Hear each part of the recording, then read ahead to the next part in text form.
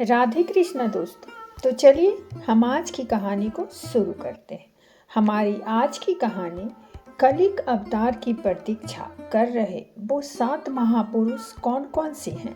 हिंदू धर्म ग्रंथों में वर्णित 7 ऐसे दिव्य पुरुष हैं जिन्हें अमृता का वरदान प्राप्त है, अर्थात वे सतयुग, द्वापर युग से लेकर अभी के समय कलयुग तक भी वे जीवित हैं।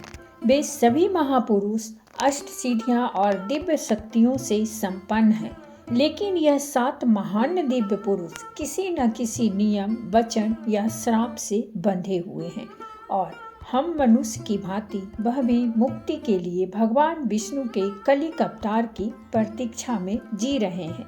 तो आइए जानते हैं कौन है वह महापुरुष। केसरी नंदन पवन पुत्र हनुमान इन सभी दिव्य पुरुषों में से एक हैं। रुद्र अवतार राम भक्त हनुमान जी, जो त्रेता युग से इस धरती पर हैं और कलयुग के अंत तक प्रतीक्षा कर रहे हैं। हनुमान जी भगवान राम के महान भक्त हैं। भगवान श्री राम के बाद अगर किसी का नाम अधिक स्मरण किया जाता है तो वह है हिंदू धर्म के सबसे ताकतवर और राम भक्ति में डूबे हुए हनुमान जी। रामायण काल में जन्मे हनुमान जी महाभारत काल में भी जीवित थे। यह तो हम सभी जानते हैं कि हनुमान जी को माता सीता द्वारा चिरंजीवी होने का वरदान प्राप्त था और भगवान श्री राम द्वारा इस कलयुग के अंत तक धर्म एवं राम कथा का प्रचार करने की आज्ञा मिली है।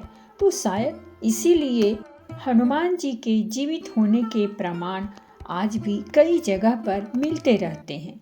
इस कलयुग के अंत में जब भगवान कलिक इस पृथ्वी लोक पर अवतरित होंगे, तब एक समय ऐसा आएगा जब हनुमान जी को पुनः भगवान कलिक के रूप में राम जी के दर्शन होंगे और तब श्री राम द्वारा दिए हुए वचनों का कार्यकाल भी समाप्त हो जाएगा और हनुमान जी, जो भगवान शिव के रुद्र अवतार हैं, वे पुनः शिव में समा जाएंगे।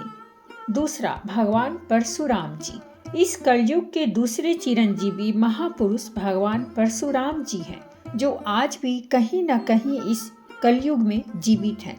महाप्रभु परशुराम जी भगवान विष्णु के 6वें अवतार हैं। परशुराम जी चिरंजीवी होने के कारण रामायण और महाभारत काल में भी दिखे थे और ऐसी भी मान्यता है कि परशुराम जी ने इस पृथ्वी लोक से 21 बार समस्त क्षत्रिय राजाओं का विनाश किया था। परशुराम जी पितामह भीष्म, कर्ण और गुरु द्रोणाचार्य के गुरु भी थे। पौराणिक कथाओं के अनुसार भगवान कलिक के गुरु भी परशुराम जी ही होंगे, जो कि कहा जाता है कि आज भी महेंद्रगिरी पर्वत पर तपस्या में लीन होकर कलिक अवतार की प्रतीक्षा कर रहे हैं। तीसरा, अश्वत्थामा। तीसरे चिरंजीवी महापुरुष हैं अश्वत्थामा। अश्वत्थामा गुरु द्रोणाचार्य के पुत्र थे, जो आज भी इस पृथ्वी लोक पर मुक्ति के लिए भटक रहे हैं। जब महाभारत का युद्ध हुआ था, तब अश्वत्थामा ने कौरवों का साथ दिया था। धर्म ग्रंथों के अनुसार भगवान श्री कृष्ण ने अश्वत्थामा को ब्रह्मास्त्र चलाने के कारण उन्हें कलयुग के अंत तक भटकने का श्राप दिया था। अश्वत्थामा के संबंध में प्रचलित मान्यता है कि मध्य प्रदेश के असीरगढ़ किले में मौजूद प्राचीन शिव मंदिर में अश्वत्थामा रोज भगवान शिव की पूजा करने आते हैं। अश्वत्थामा जैसे महान योद्धा भी द्वापर युग से मुक्ति के लिए इस कलयुग का अंत करने वाले कलिक अवतार की प्रतीक्षा में हैं। चौथा, महर्षि व्यास। चौथे चिरंजीवी दिव्य पुरुष हैं महर्षि व्यास।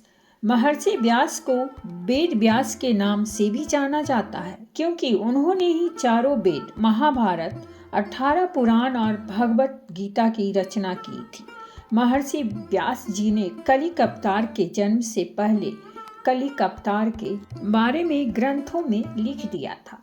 महर्षि वेद व्यास बहुत बड़े तपस्वी होने के कारण आज भी वे इस कलयुग में भगवान कलिक के दर्शन के लिए तपस्या में लीन होकर प्रतीक्षा कर रहे हैं। पांचवा, राजा विभीषण। पांचवें चिरंजीवी महापुरुष हैं लंका के नरेश राजा विभीषण। राजा विभीषण श्री राम के अनन्य भक्त हैं।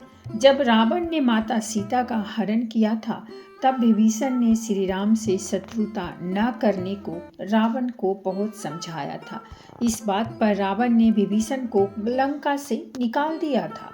तब विभीषण श्री राम की सेवा में चले गए और रावण के अधर्म को मिटाने के लिए धर्म का साथ दिया था। इसीलिए भगवान श्री राम ने विभीषण को चिरंजीवी होने का वरदान दिया था, जो कि इस कलयुग के अंत तक वह भी जीवित होंगे। नंबर 6, राजा बलि।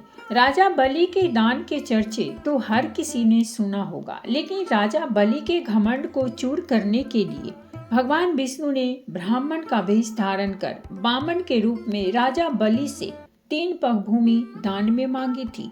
राजा बलि ने कहा था कि जहाँ तक आपकी इच्छा हो 3 पैर नाप कर ले लीजिए। तब भगवान ने अपना विराट रूप धारण कर 2 पग में ही संपूर्ण सृष्टि नाप ली और तीसरा पग राजा बलि के सर पर रखकर उन्हें पाताल लोक भेज दिया और उन्हें पाताल लोक का राजा बना दिया। शास्त्रों के अनुसार राजा बलि भक्त प्रहलाद के पौत्र हैं। आज भी वह पाताल लोक में जीवित हैं। नंबर 7, कृपाचार्य। इस कलयुग के 7वें चिरंजीवी महापुरुष हैं कृपाचार्य। संस्कृत ग्रंथों में कृपाचार्य को चिरंजीवी के रूप में बताया गया है। कृपाचार्य अश्वत्थामा के मामा और पांडवों और कौरवों के युवा स्थिति में आचार्य थे।